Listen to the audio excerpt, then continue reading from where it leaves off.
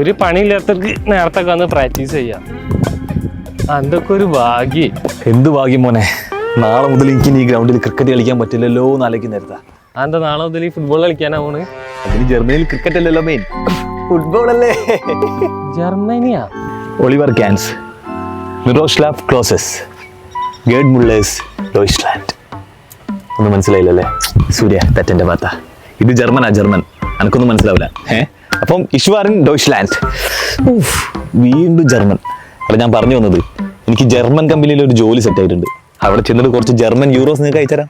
എന്നിട്ട് ഈ പൊട്ടിയ സ്റ്റെമ്പും ബാറ്റൊക്കെ ഒന്ന് മാറ്റാലോ. ഏത് അപ്പം ഓഫ് പീറ്റർസൺ. എടാ ബോളെടാ. എടാ, ഈ അവിടുന്ന് എത്ര അടിപൊളിയായിട്ട് ജർമ്മൻ ഭാഷ പഠിച്ച്. എടാ, ഓന് ഈ ജർമ്മൻ പഠിച്ചാണ്ടല്ലോ അവിടെ നിന്റെ മുന്നിൽ ഷൈൻ ചെയ്യും. എനക്ക് അറിയില്ലോനെ. ഈ പോയി ബോളെടാ. ഷൈൻ ചെയ്യില്ലടാ. ഈ ജോലി കൊണ്ടൊന്നും രക്ഷപ്പെടൂല. അങ്ങനെയാണ് ഒരു കാര്യം ചെയ്യും. ഈ നേരെ മലയാള സർവകലാശാലയിൽ കിട്ടും. അവിടെ 2 പുതിയ കോഴ്സ് തുടങ്ങിയിട്ടുണ്ട്. ഒന്ന് ജർമ്മനിയും ഒന്ന് അറബിയും. അറബിയോ? ആ എടാ, ഈ മലയാള സർവകലാശാല നമുക്ക് മുന്നിൽ ഈ ലോകത്തിന്റെ കവാടം തുറന്നിട്ടിരിക്കുക. അവിടെ പോയി കഴിഞ്ഞാലേ എല്ലാം മലയാളത്തിൽ പഠിക്കുക. അത് മനസ്സിലാകാത്ത അമ്പളൊക്കെയാണ് മണ്ടന്മാര്. പോയി ബോളെടാർന്ന്. അല്ല